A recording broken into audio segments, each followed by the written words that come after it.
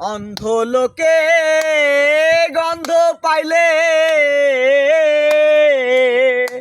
হীরা পেঁচায় ফনা তুলে। অন্ধ লোকে গন্ধ পাইলে হীরা পেঁচায় ফনা তুলে। সন্ধান করে মাটির ঘরে বিষধর এক সাপ ঢুকেছে আমার আশার বাসা ভেঙ্গে গেছে। ওরে আমার আশার বাসা ভেঙ্গে গেছে, আমার আশার বাসা ভেঙ্গে গেছে।